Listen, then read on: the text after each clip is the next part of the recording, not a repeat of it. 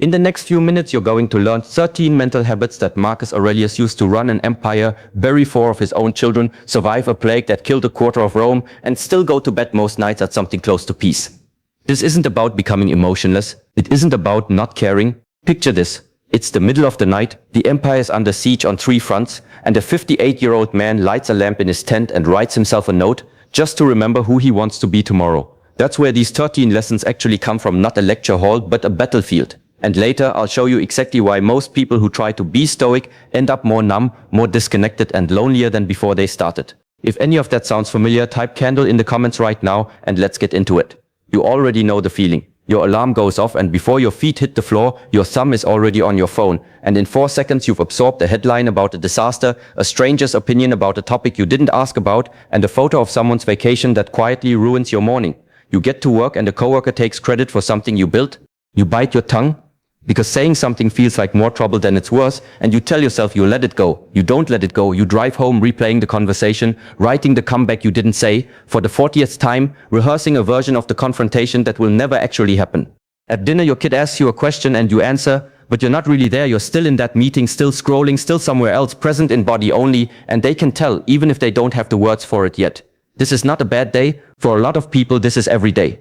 And the cost isn't dramatic, which is exactly why it's so dangerous. It's a slow leak. A little less patience each week, a little more irritability, a little more of your attention handed over to things that were never yours to control in the first place.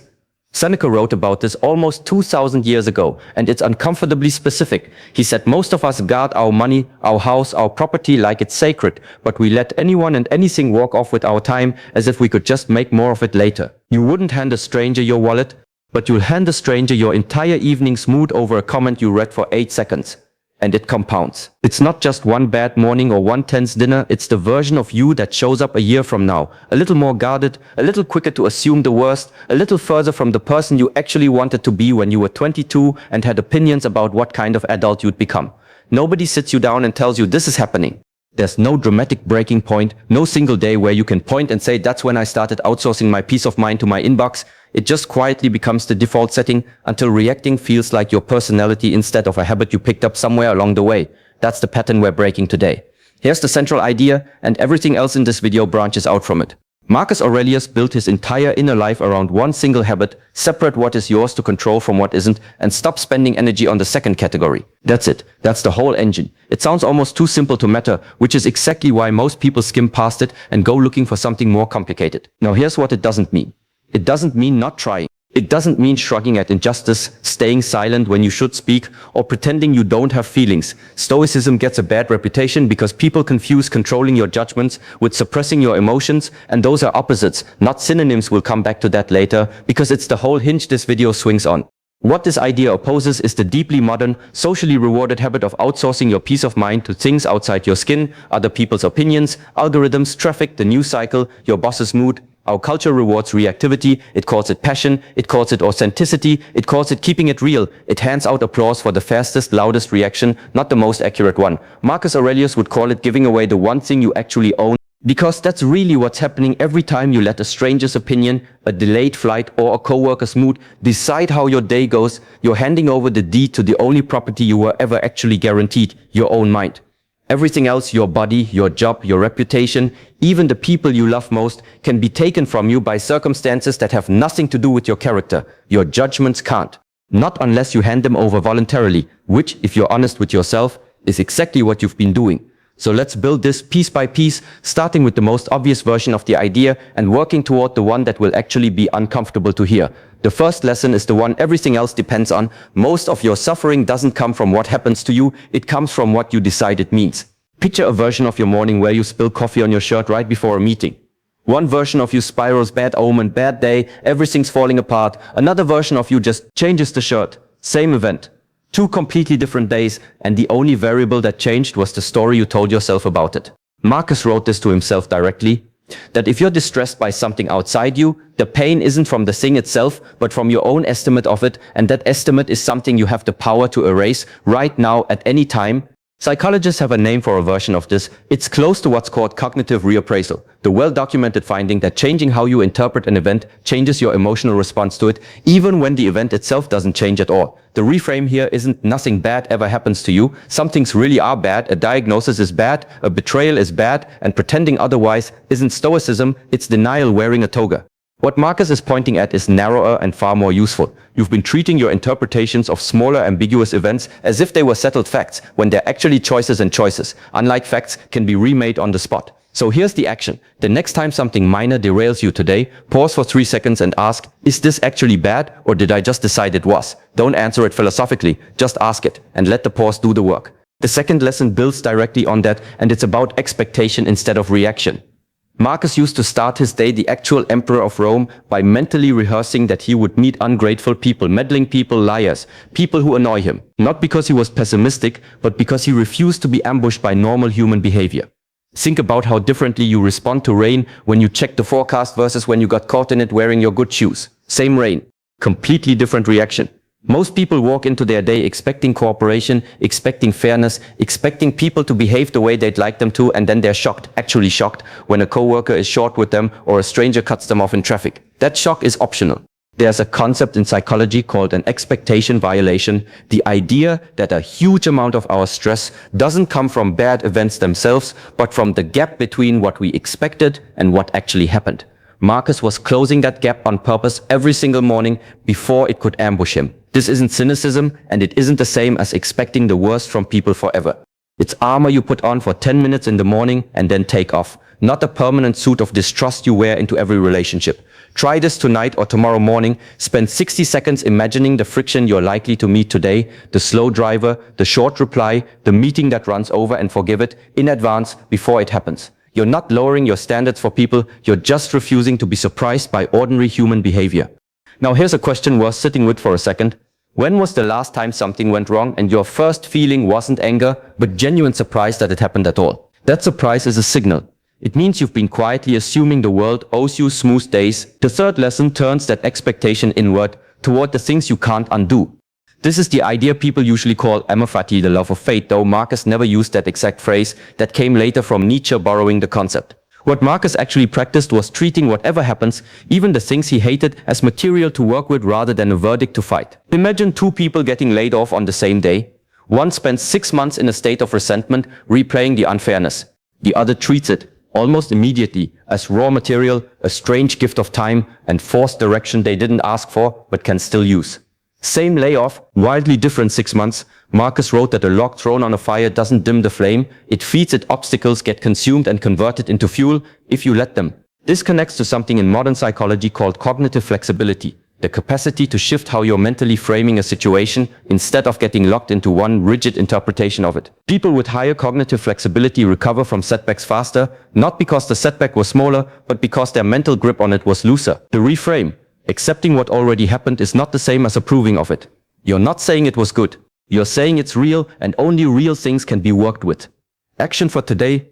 Name one thing in your life you're still fighting the reality of, a decision someone else made, a relationship that ended, a year that didn't go the way you planned, and just for today, stop fighting the fact that it happened. You can still act on it. You can still change what comes next. Just stop wrestling the fact itself, because that particular fight has no opponent on the other side. You're the only one swinging. The fourth lesson is the one people quote the most and understand the least. The obstacle is the way. Not the obstacle is fine, not the obstacle doesn't matter. The obstacle is the actual path, meaning the thing blocking you often contains the exact material you need to grow the skill you were missing. A parent dealing with a defiant teenager isn't just enduring a hard season if they let it.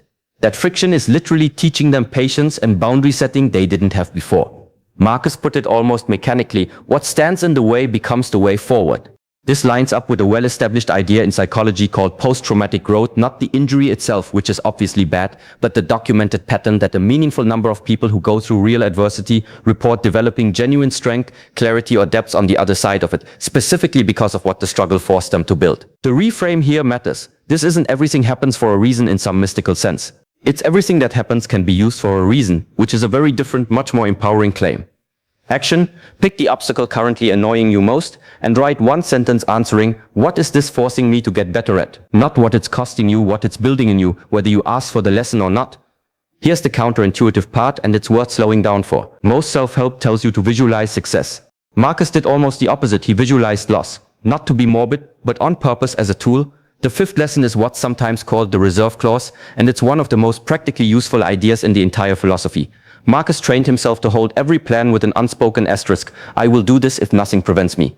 Picture planning a trip for months, and then a storm cancels your flight. Someone who's internalized the reserve clause feels the disappointment genuinely and then adjusts within minutes. Someone who hasn't can lose the entire day to frustration, sometimes the whole trip's mood, over something that was never within their power to begin with.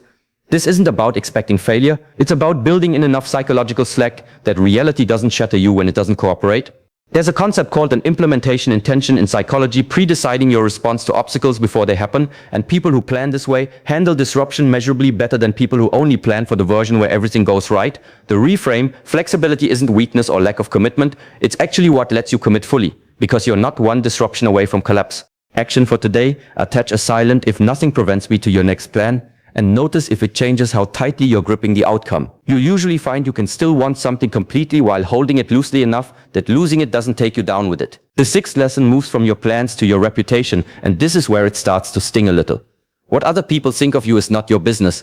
Marcus wrote to himself repeatedly as a reminder he clearly needed that if someone thinks poorly of you, that's an event happening in their mind, built from their own assumptions, not a fact about who you actually are. Think about the last time you replayed a text message for 20 minutes trying to decode a tone that wasn't even there.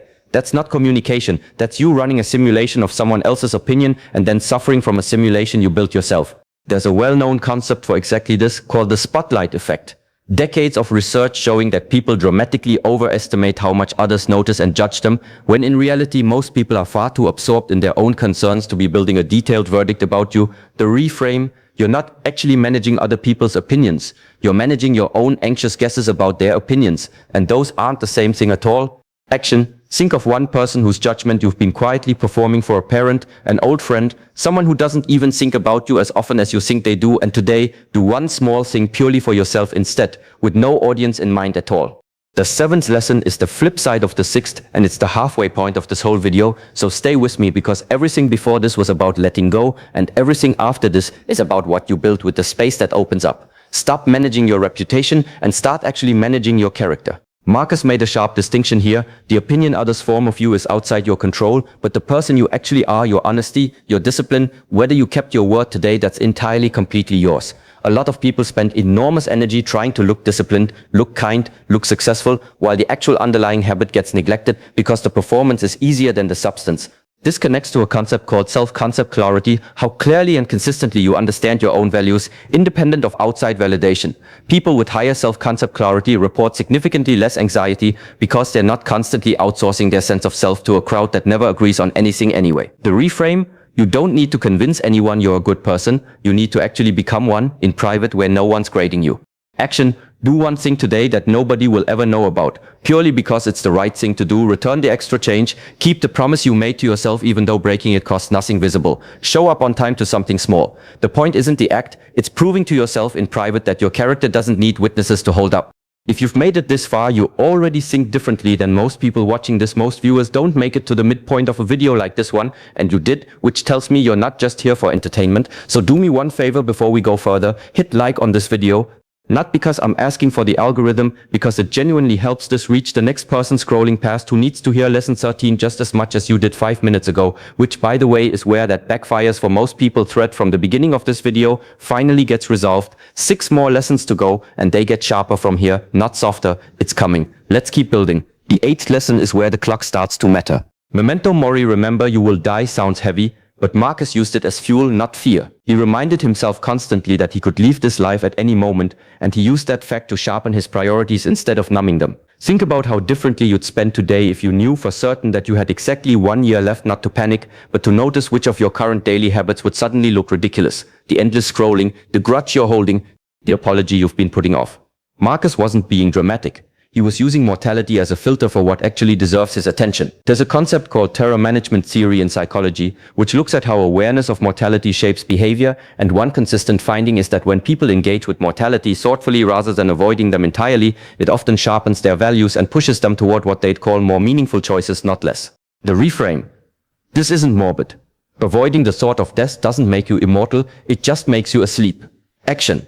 Ask yourself one blunt question tonight. If this were one of your last 100 days, would you still be spending it the way you spent today?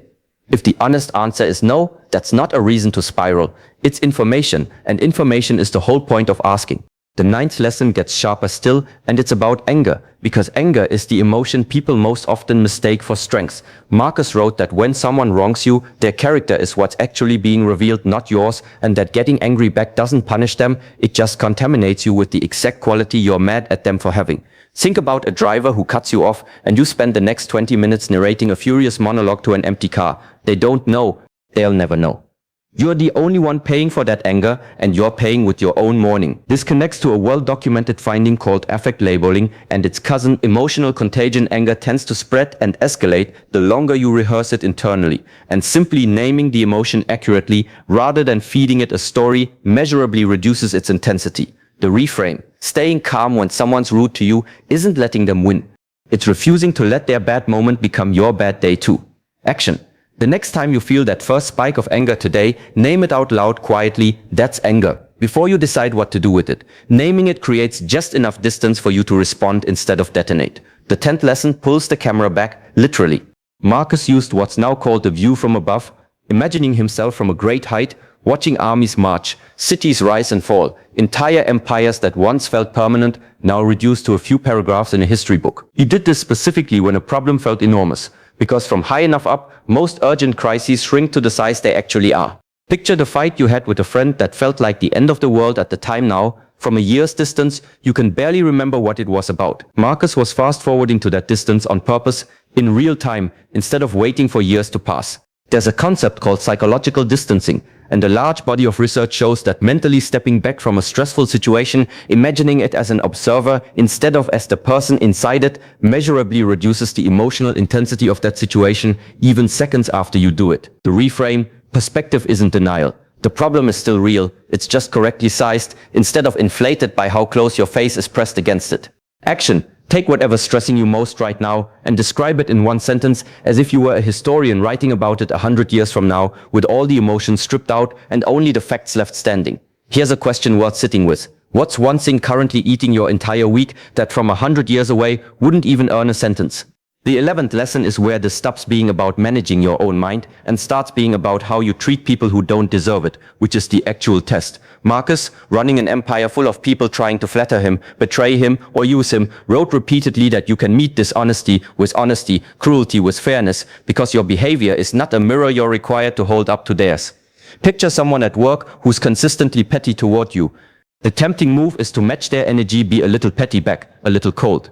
Marcus's move was different. Treat your own conduct as non-negotiable, completely independent of what the other person is doing, because the moment your behavior starts being dictated by someone else's bad behavior, they're controlling you, not the other way around. This connects to a concept in psychology called the locus of control, whether you experience your actions as driven from inside yourself or as a reaction to outside forces, and people with a stronger internal locus of control report significantly higher resilience and lower anxiety because their behavior isn't hostage to everyone else's mood. The reframe, staying decent to an indecent person, isn't naive. It's the clearest possible proof that your character doesn't have an off switch someone else can flip. Action. Identify the one person today who tests your patience the most and choose in advance how you'll act regardless of how they act. Decide it now, before the moment arrives, while you still have a clear head to decide with. The 12th lesson takes the mortality idea from lesson 8 and makes it immediate instead of philosophical. Marcus didn't just remind himself he'd die, eventually he reminded himself he could leave life right this moment and let that fact govern what he said and did in the next 5 minutes, not in some distant future version of his life.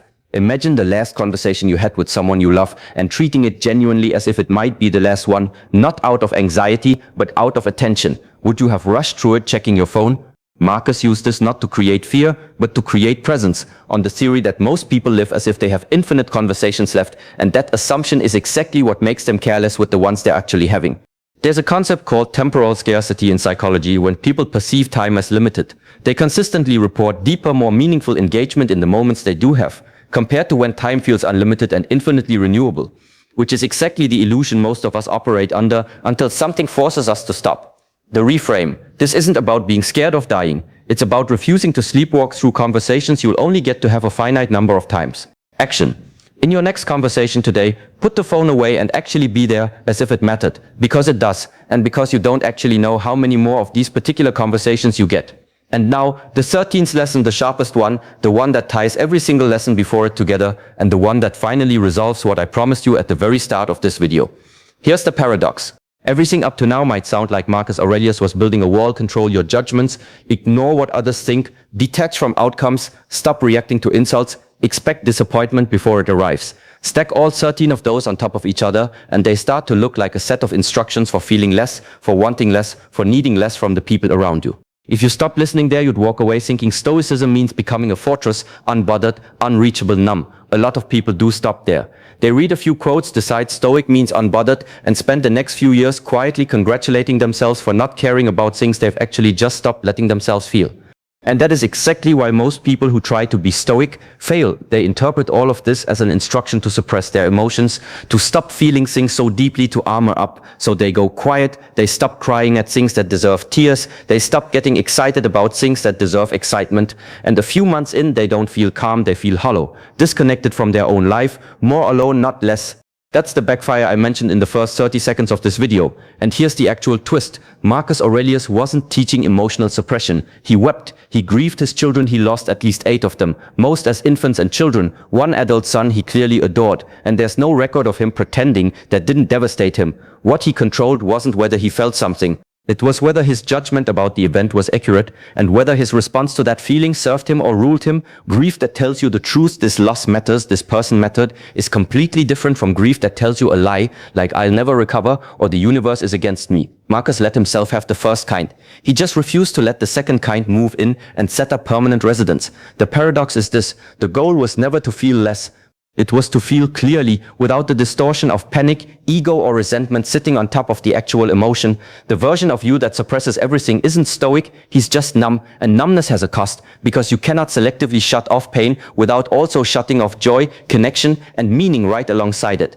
The thing you thought you needed to control most, your feelings, was never the target. Your judgments were. And the moment you stop trying to control the feeling itself and start controlling the story you're telling about it, the feeling stops running your whole life without you ever having to silence it. This is the part almost nobody tells you when they hand you a quote graphic with Marcus's face on it. Stoicism isn't a lid you put on your emotions. It's a filter you put on your thinking, and the feelings that come out the other side of that filter are more honest, not less, because they're no longer tangled up with panic about things you can't change or resentment about things that were never personal in the first place. You get to be devastated when something devastating happens. You get to be furious when someone genuinely wrongs you.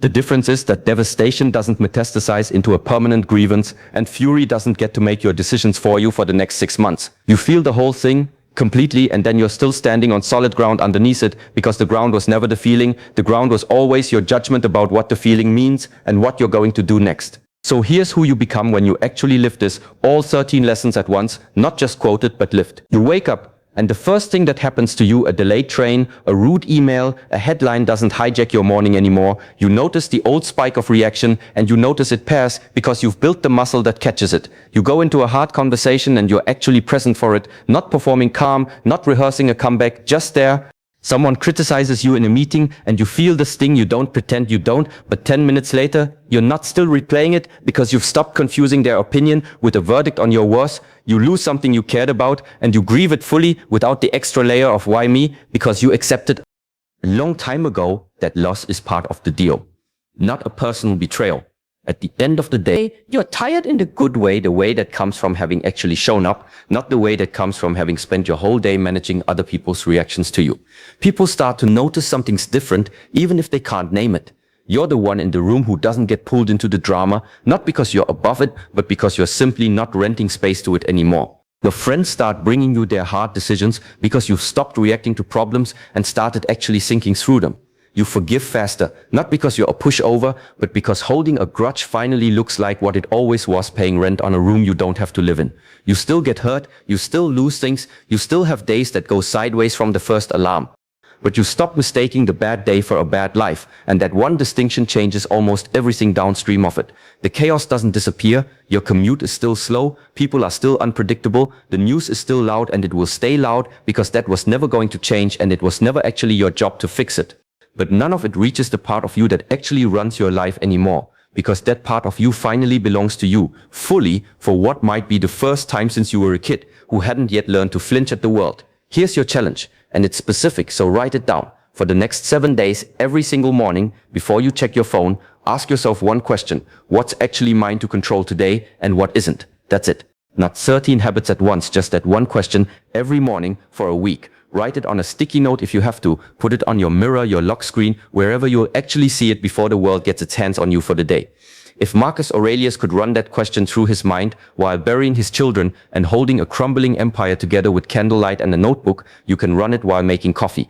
Remember this line, because it's the whole video in one sentence. You don't control what happens to you, you control what you decide it means, and that single decision, repeated daily, is the difference between a life that happens to you and a life you actually run. If this hits something in you, comment the word citadel below. That's the word Marcus used for the untouchable part of your own mind, the part nothing outside you can ever break into, not criticism, not loss, not chaos, and subscribe if you want the next video in this series, because 13 lessons is barely the beginning of what's in those notebooks, and we're only getting started. Thank you for staying all the way to the end, genuinely. Stay grounded.